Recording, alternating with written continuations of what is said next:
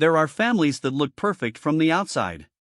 And then, there are royal families, where the gap between the portrait and the truth is wide enough to swallow people whole. The British royal family has always been a study in careful appearances. Every public outing is staged. Every smile is measured. Every statement is filtered through layers of courtiers, advisors, and communications teams whose entire job is to make sure the world sees exactly what the palace wants it to see. For decades, this system worked. Scandals were buried. Painful truths were managed. And the people at the center of it all learned, sometimes from childhood, how to perform happiness even when everything beneath the surface was quietly falling apart. But systems built on performance have cracks. And those cracks have a way of widening when children are involved. Children, unlike adults who have been trained into silence, feel everything. They react. They cry. They ask questions that adults don't know how to answer. And, sometimes, they become the unlikely carriers of truths that powerful people spend years trying to suppress. Princess Charlotte is one of those children. She is young. She is observant in the way that only children who grow up surrounded by tension can be. She has her mother's emotional intelligence and her father's stubborn dignity, and, somewhere along the way, she became the unexpected center of a story that stretches back years before she was even born, a story about a family reshaped by a remarriage, about a stepbrother whose behavior crossed lines that should never have been crossed, and about a truth that Prince William was, for a very long time, never supposed to know. To understand what happened to Charlotte, you have to go back. You have to go back to the beginning of what the press called a love story, but what insiders understood to be something far more complicated: the marriage of King Charles and Camilla Parker Bowles. When Charles and Camilla finally married in April 2005, the public reaction was mixed at best. Many people still grieved Princess Diana. Many could not look at Camilla without feeling the sharp edge of what her relationship with Charles had done to that first marriage, the betrayal, the years of deception, the cruelty of it playing out while Diana struggled privately with everything from bulimia to depression to a profound and documented loneliness. The palace had worked overtime to rehabilitate Camilla's image in the years leading up to the wedding, softening her presentation, managing her public appearances, and gradually introducing her as a dignified and appropriate partner for the heir to the throne. It worked, more or less. Publicly. The wedding happened. Camilla became the Duchess of Cornwall. And, with the marriage came something that received far less attention than it deserved: the formal blending of two very different families. Camilla had 2 children from her first marriage to Andrew Parker Bowles. Her daughter Laura, quiet and largely private, managed to stay out of the tabloid spotlight with remarkable consistency.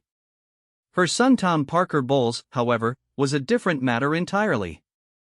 Tom grew up with a particular kind of confidence, the confidence of someone who understands that his family's proximity to power provides a cushion most people never have. He built a career as a food writer and restaurant critic, and he moved through London's social circles with ease. He was charming. He was witty. He was well-connected. And he was, by most accounts, quite aware of all of these things. When his mother married Charles, Tom did not become a royal. He held no title, carried no official duties, appeared in no line of succession. But he became something arguably more interesting: a man with full access to the royal world without any of its formal obligations. He could walk into events that most people would never see in their lifetimes. He could drop the right name in the right room. He occupied a peculiar space, close enough to the crown to benefit from its warmth, distant enough to avoid its most suffocating constraints. This position, by most accounts, went to his head in ways that those closest to the situation found troubling. The tensions between Tom Parker Bowles and the Wales household, William, Catherine, and their children, did not erupt overnight. They built. Slowly, the way pressure builds in a sealed room. There were small incidents first, the kind of things that could be individually dismissed but collectively painted a picture. Reports from those with knowledge of the family's private dynamics suggested that Tom had a habit of overstepping, of treating his proximity to the throne as a kind of social currency he could spend freely, without worrying about the cost to others. The specific nature of what he did that caused Princess Charlotte to cry has been carefully kept from public view. The palace's instinct for containment is deep and well practiced, and details of internal family conflicts involving children are especially guarded. But multiple sources with knowledge of the situation have indicated that an incident occurred or a series of incidents, depending on the account in which Tom's behavior was directed toward, or at minimum deeply affected, the young princess in a way that left her visibly distressed. Charlotte did not hide it. Children rarely do, when something has genuinely hurt them. She cried. And someone told William. This is the moment the story pivots on. Not the incident itself, as painful as it was, but the telling. The fact that William learned what had happened, and the fact that he was never, according to those familiar with palace dynamics, supposed to find out. To understand why that matters, you have to understand something about William. Prince William is not a man who absorbs news of harm to his children calmly. He is, by all accounts, intensely protective of his family in a way that connects directly to his own childhood, to the public dissolution of his parents' marriage, to the way he and Harry were placed in the middle of a war between two households, to the years of watching his mother suffer in ways that the institution around her seemed incapable of preventing. William came of age understanding, at a bone-deep level, what it feels like to be a child who was hurt by adults operating within a system that prioritizes its own stability over a child's well-being. He swore, in whatever way a person makes such oaths to themselves, that his children would not experience that. So when word reached him that Charlotte had been brought to tears, and that the cause traced back to Tom Parker Bowles, William's reaction was not measured. It was not the polished, press-managed response of a future king carefully navigating a delicate family situation. It was the response of a father. And fathers, even royal ones, have a way of making their feelings known. The atmosphere in the Wales household in the aftermath was described by those with knowledge of the situation as extremely tense. William did not make public statements. He did not issue a press release. But, within the private architecture of the royal family, where communication happens through intermediaries and carefully worded conversations and the deliberate choice of who gets included in which event, his feelings registered clearly. The relationship between the Wales household and Camilla's extended family, already carefully managed, shifted. The shift was not announced. It did not need to be. In a world where everything is signal and nothing is accident, a change in dynamic communicates itself without words. What made the situation particularly complicated was Camilla's position. By the time this tension reached its peak, Camilla was no longer simply the Duchess of Cornwall, the slightly controversial second wife managing her public rehabilitation. She was Queen Consort. And, as of May 2023, following Charles's coronation, she was Queen Camilla. Her son's behavior had become a problem that sat uncomfortably close to the throne itself. This is the particular cruelty of blended families in extraordinary circumstances. The normal tools people use to navigate stepfamily tension, honest conversations, mediated discussions, the quiet renegotiation of boundaries, are complicated almost beyond function when one branch of the family is the House of Windsor. Every conversation carries institutional weight. Every conflict has potential public consequence. And the people most harmed, in this case, a young girl who simply felt something and showed it, have no say in how the adults around them choose to manage the fallout. Charlotte had no say. She cried. Someone noticed. Someone told her father.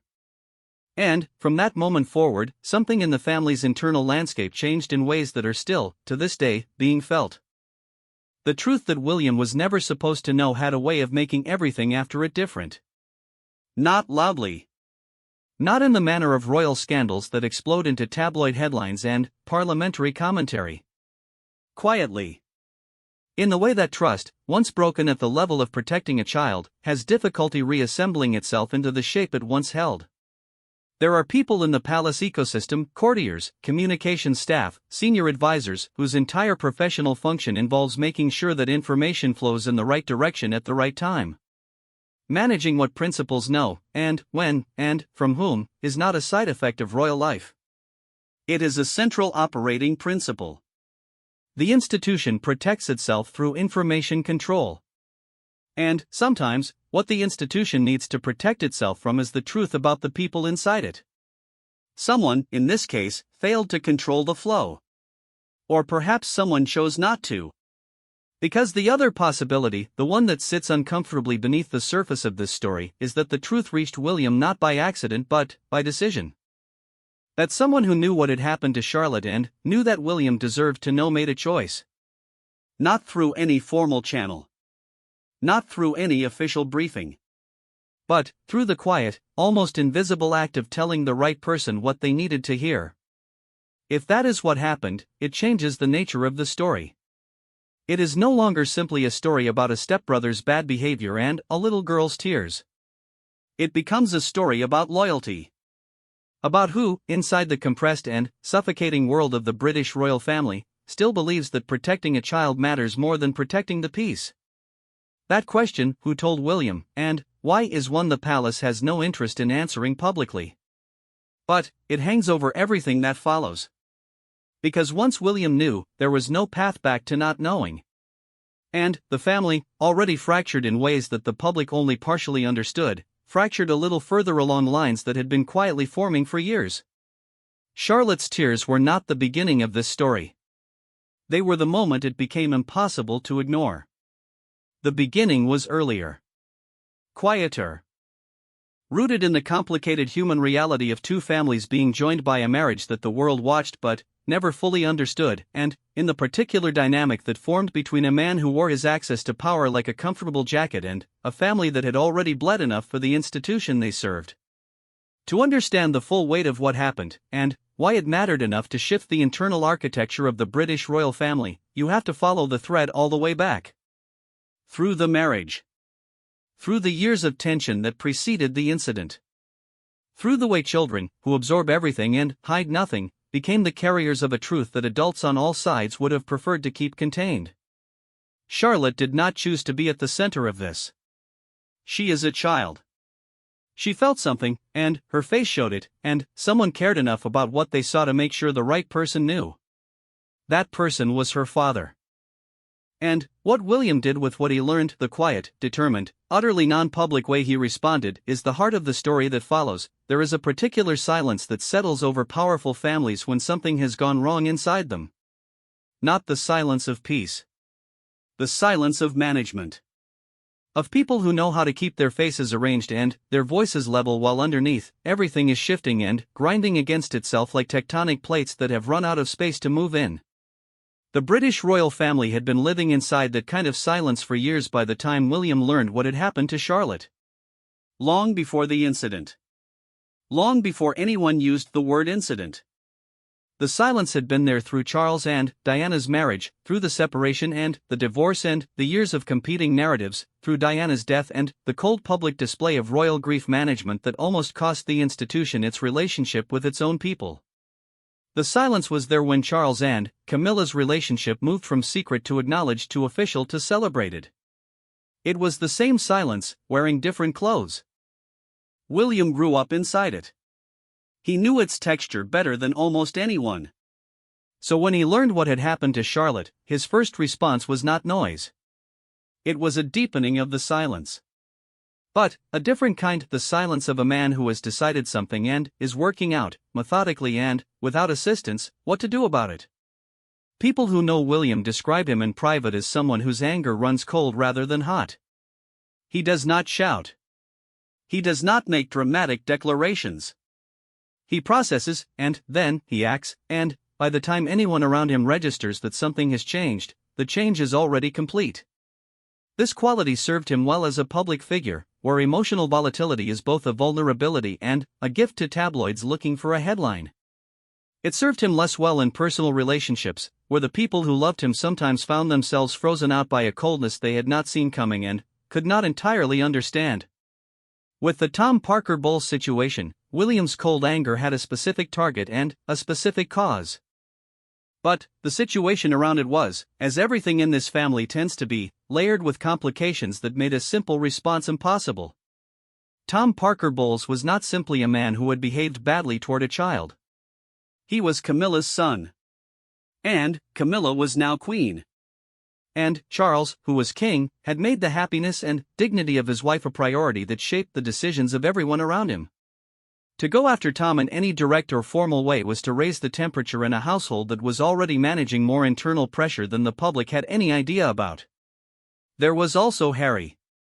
The relationship between William and his brother had collapsed in ways that were still being processed publicly, through competing memoirs and carefully placed interviews and the occasional incendiary headline. William and Harry had not spoken meaningfully, honestly, in the way brothers once spoke, in longer than either of them probably admitted to themselves. The fracture between them had its own complicated relationship with Camilla, who Harry had at various points in his public statements positioned as a villain in the story of their family. William, for his part, had not publicly endorsed Harry's characterizations. But he had also not fully disputed them. He occupied a middle space that required constant maintenance and gave him very little room to maneuver. Into this already strained architecture came the news about Charlotte. The question of who told William is one that the palace's protective instincts will likely never allow to be answered with complete certainty. But the nature of how it came to him matters to understanding what followed. It was not a formal report. It was not a meeting with an advisor or a briefing from a member of staff. By all accounts, it reached him the way the most important truths in families always reach their destination, through the direct channel of someone who cared more about what was right than what was comfortable. Most accounts suggest it was Catherine. This is, on one level, entirely unsurprising. Catherine, Princess of Wales, and, before that, the woman who spent a decade being quietly assessed by an institution that accepted her only after it had no other viable option, has always been the emotional spine of the Wales household in a way that William, for all his genuine love for his family, is constitutionally less equipped to be. She is the one who notices, who tracks, who pays attention to what is happening to the children, not just in the obvious moments but in the small ones, the unguarded ones, the moments that tell you everything if you know how to read them. If Catherine saw what happened to Charlotte and recognized its weight, and if she made the decision that William deserved to know regardless of the institutional preference for silence, that decision was not a small one. It was, in its quiet way, an act of considerable courage. Because telling William meant setting something in motion. It meant accepting that his response, whatever form it took, would create consequences.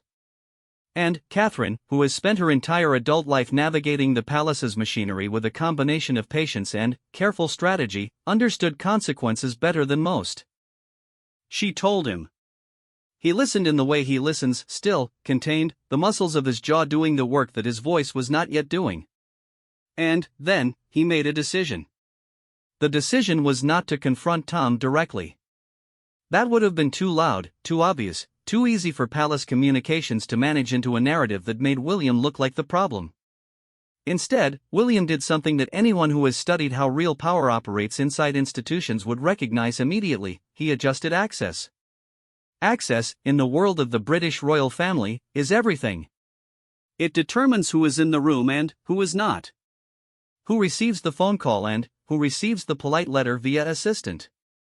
Who is included in the family occasions that matter, the private dinners, the quiet gatherings, the moments that are never photographed and, therefore, carry a particular kind of intimacy and meaning, and who is not.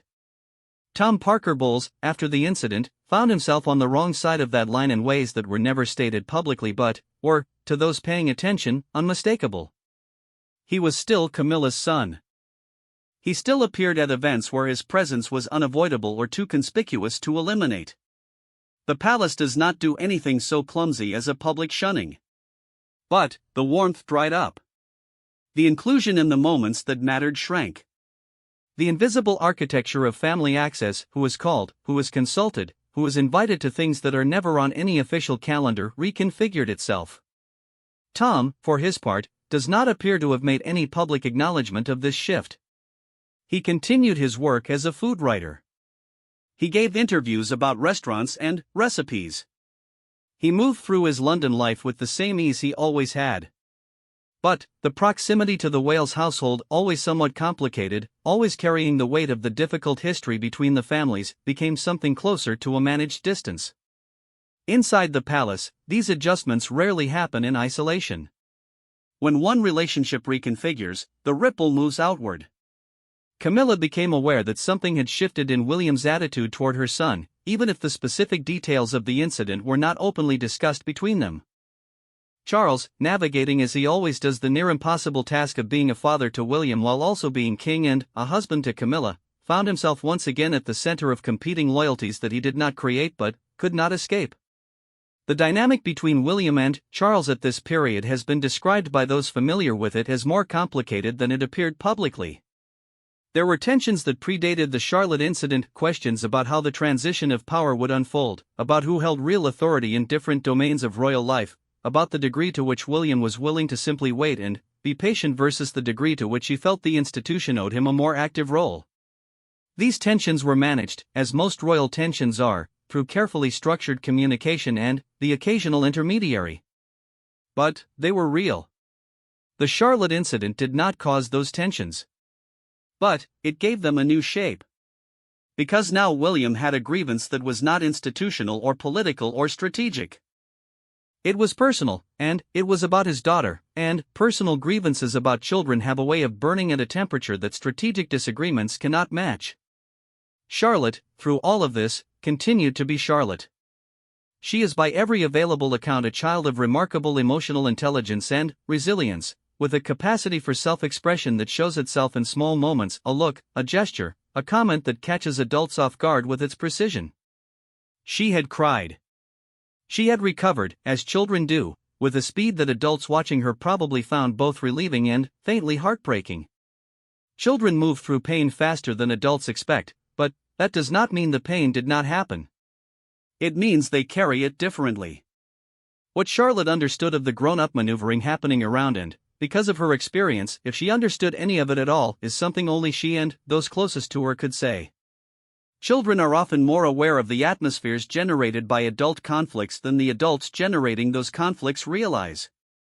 She would have felt the shift in the household's temperature, even without understanding its source. Children always do. The question that hung over the family in the months after William learned the truth was not whether the incident had happened. It had. The question was what it meant for a family that was already managing multiple simultaneous fractures and was, in the eyes of the public and the institution, supposed to be presenting a picture of unity and forward momentum under a new king. The coronation of Charles III in May 2023 had been staged as a statement of continuity and renewal.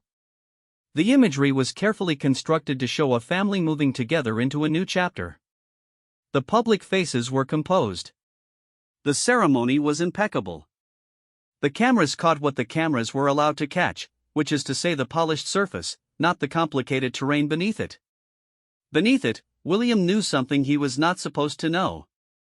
And the knowing had changed him in a way that was not visible to the cameras but was visible to everyone who spent time in close proximity to the Wales household. He was colder. More deliberate. More intentional about the careful architecture of who his children had access to and under what circumstances. The protectiveness that had always been a part of his character as a father had found a specific target and hardened around it. This is what happens when a parent learns that a child was hurt in a space that was supposed to be safe. The response is not always proportionate in the way outsiders might expect. It is not always loud or direct or immediately visible. Sometimes it is a recalibration. A quiet but absolute determination that the conditions that allowed the harm will not be reproduced. A removal of access so gradual and so carefully managed that it barely registers as the deliberate act it is. William recalibrated. He did not discuss it publicly. He did not brief reporters. He did not allow the story to break through the surface in any way that could be managed by the palace's communications infrastructure into something neutral or explained away. The story stayed where he wanted it, inside the family, where its consequences could be felt without becoming a spectacle. But things inside families have a way of not staying still. They move. They travel. They find their way into the conversations of people who are not supposed to be having them, through channels that no communications team can fully close. The fact that what happened to Charlotte reached the public consciousness at all, fragmented, partial, and carefully sourced to people described only as close to the situation, is itself a testament to the pressure that had built up inside the family around this incident. Someone wanted the truth to move. Not loudly. Not in the manner of a hairy memoir or a bombshell Netflix documentary. But enough. Enough to let the record reflect, even in its incomplete and carefully unnamed way, that Charlotte had been hurt and that it had mattered and that William had responded in the only way a man of his particular combination of power and constraint could respond. Quietly. Decisively. In a way that changed the shape of the family without changing the shape of the public narrative. That is the peculiar art of being William. Of existing in a role that demands both perfect public performance and the full private weight of everything that role costs. Of being a father who cannot simply do what any other father might do when their child has been harmed: confront, shout, remove the offending person from their world with visible force, because every action he takes is embedded in institutional consequence and public interpretation. He cannot simply be angry. He has to be strategically angry. He cannot simply protect. He has to protect in ways that the institution can absorb. And so he did. And the protection was real, even if it was invisible. And the people who needed to understand what it meant understood it. Tom Parker Bowles understood it. Camilla understood it. Charles, managing his impossible position in the middle, understood it. And Charlotte, growing up in the household where all of this had played out and none of it was ever explained to her in terms she was meant to process, grew up in a home where her father had quietly made it clear that she was the thing he would not compromise on. That, in the end, might be the most important truth of this entire story. Not the incident.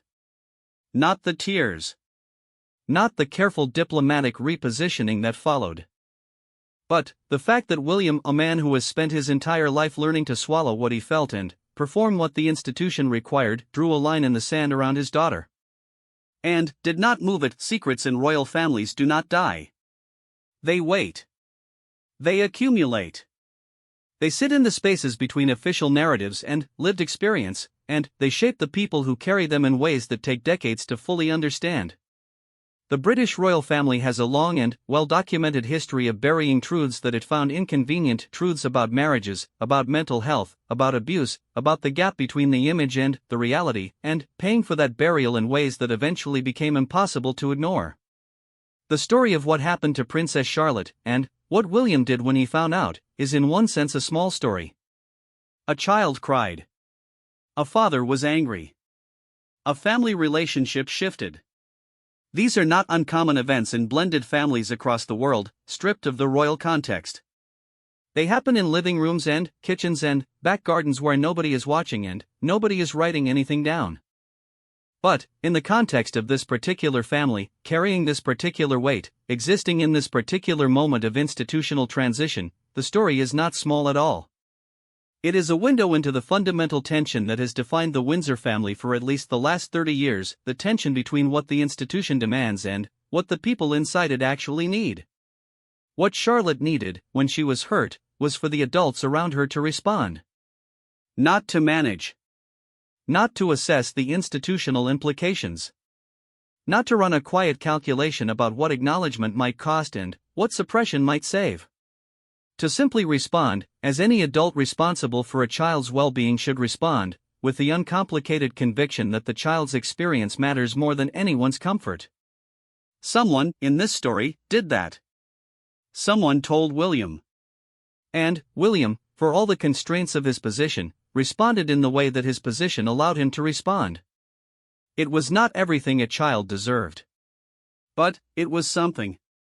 And, in a family where children's pain has historically been swallowed in the service of the institution's image, something was not nothing.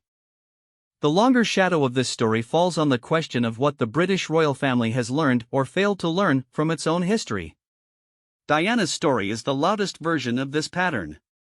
A young woman entered the royal family and found herself in a situation where her emotional reality was consistently subordinated to institutional requirements. She struggled.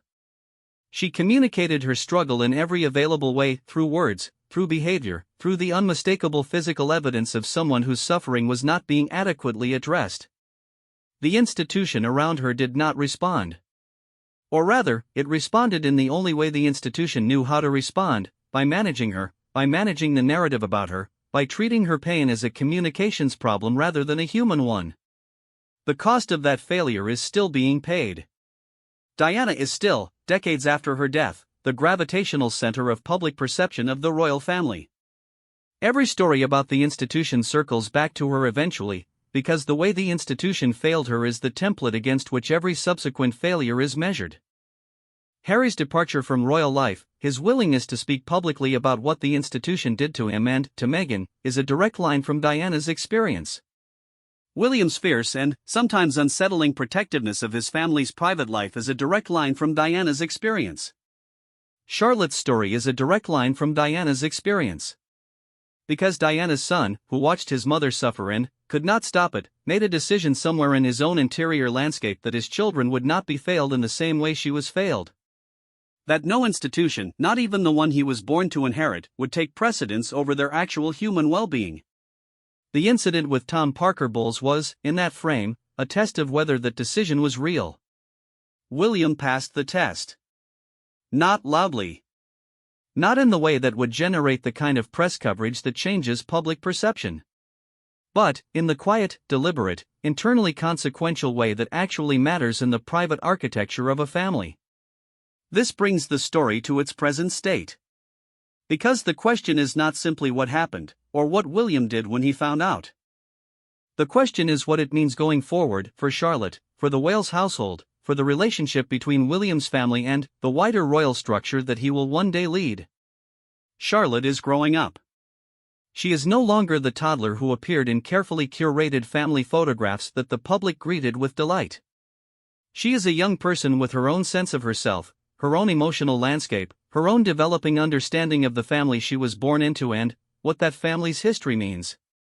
She will, at some point, begin to understand more fully the complex and painful story of her grandparents' marriage and what it cost the people around it. She will, at some point, understand more fully the dynamic between her father and his brother, and the way that fracture has shaped the family she lives inside. She will begin to connect the dots that adults have, with the best intentions and the worst institutional habits, try to keep disconnected. She will also understand, at some point, that something happened when she was young. That she cried, and that her father found out, and that the world around her adjusted in response to that. She may not have all the details. She may never have all the details, the palace's instinct for information management will see to that. But she will feel the outline of it. She will understand, in the way that children who become adults understand things they were not told but always sensed, that her father drew a line for her. That knowledge, when it comes, will be its own kind of inheritance. There is a thread running through William's approach to fatherhood that connects, sometimes painfully, to the ways in which his own childhood failed him. He was not protected. The adults in his life, whatever their individual intentions, could not or would not prioritize his experience over the competing demands of the institution, the narrative, the machinery of royal life that treated children as accessories to the main event rather than the main event itself. He and Harry were placed in the middle of a marital war that no children should ever be placed in.